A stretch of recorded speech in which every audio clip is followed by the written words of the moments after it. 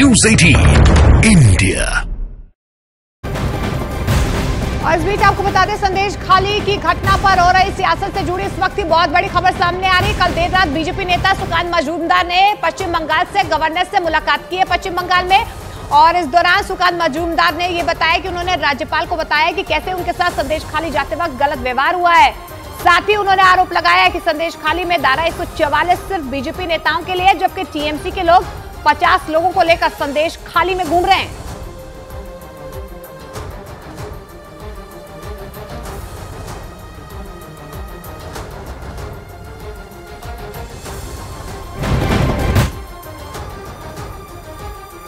विषय की बौरा दी, पूरे विषय उनको बताया कि क्या हुआ वहाँ पे, और गवर्नर साहब भी सुन के थोड़ा अचंभित हो गए कि कैसे एक एमपी के साथ ऐसा व्यवहार हो सकता है।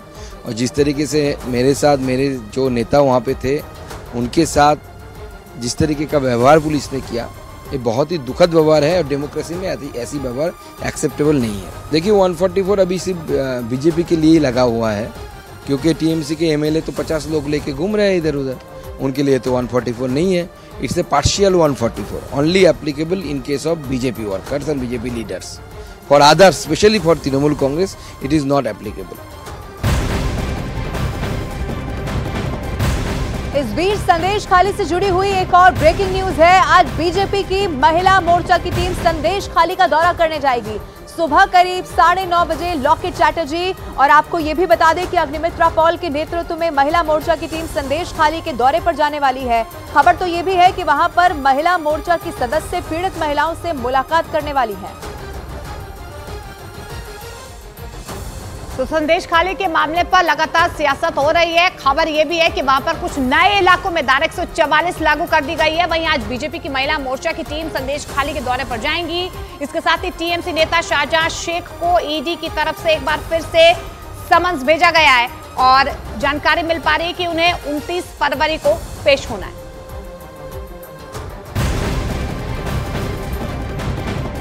और इस बीच केंद्रीय मंत्री अनुराग ठाकुर ने पश्चिम बंगाल की ममता सरकार पर बड़ा हमला बोला है। अनुराग ठाकुर ने कहा कि पश्चिम बंगाल में माताएं, बहनें और बेटियां असुरक्षित महसूस कर रही हैं। संदेश खाली में महिलाओं के ऊपर जो अत्याचार हुआ है उसका संदेश देश की गली गली तक गया है।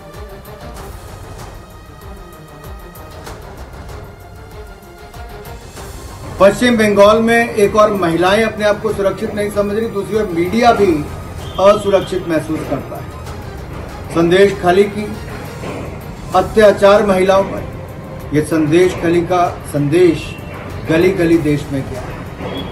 ममता जी की सरकार में महिलाओं पर अत्याचार, ये संदेश खाली का संदेश गली गली गया।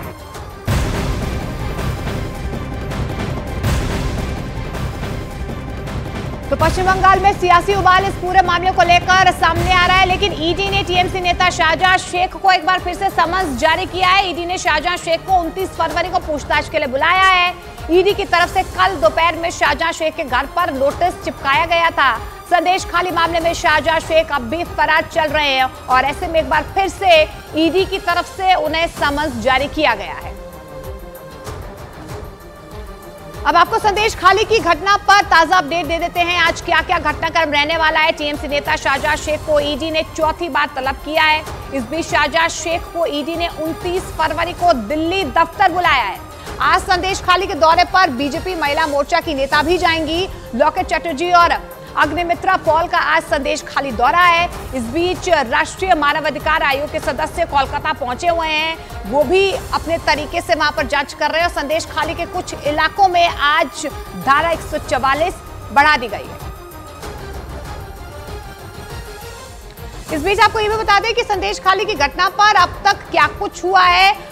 राष्ट्रीय अनुसूचित जनजाति आयोग की टीम संदेश खाली पहुंची हुई है। संदेश खाली पहुंची एनएचआरसी की टीम ने सदस्यों, जो पीड़ित सदस्य हैं, उनसे मुलाकात की है उन सदस्यों ने। और इस बीच आपको ये भी बता दें कि बीजेपी नेता सुकांत मजूमदार को संदेश खाली जाने से रोका गया। राज्यपाल से उन्होंने मुलाकात की है और इस बीच उनकी तरफ से ये जरूर कहा गया कि किस तरीके से गलत व्यवहार उनके साथ हुआ है। और संदेश खाली की घटना पर बीजेपी ने एक डॉक्यूमेंट्री भी कल जारी की थी और बताया था कि वहां पर महिलाएं, बहनें किस तरीके से असुरक्षित महसूस कर रही हैं।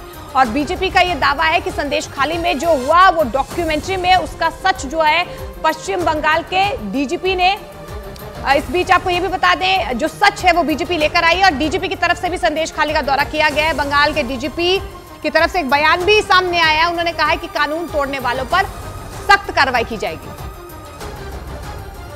और इस बीच राष्ट्रीय मानवाधिकार आयोग की टीम दिल्ली से कोलकाता पहुंच गई है। कल ही राष्ट्रीय मानवाधिकार आयोग की टीम कोलकाता पहुंच गई थी।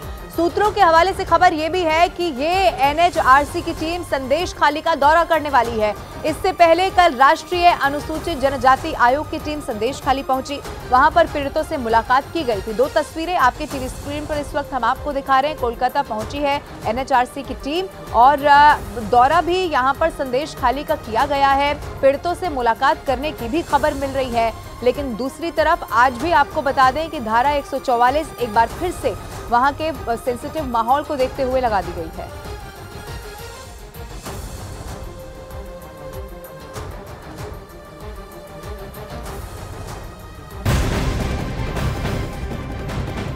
और इस बीच बड़ी खबर आपको बता दें, जम्मू कश्मीर के टूरिस्ट स्पॉट गुलमर्ग में एवलांश की चपेट में आने से एक की मौत की खबर सामने आ रही है। बर्फीले तूफान में 8 लोग यहां पर फंस गए थे, जिनमें एक लोकल गाइड भी शामिल था।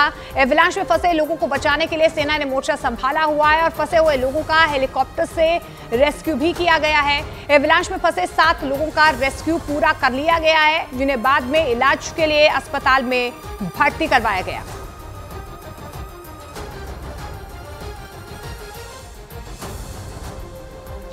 तो आपको बता दें, गुलमर्ग में भारतीय सेना किसी भी चुनौतियों का सामना करने के लिए पूरी तरीके से तैयार नजर आ रही है। और अब जब गुलमर्ग में एवलांश आया तो सेना ने ही यहां पर मोर्चा संभाला हुआ है। लगातार सेना जो है वहां पर लोगों को रेस्क्यू कर रही है। 7 लोगों को बचा लिया गया है।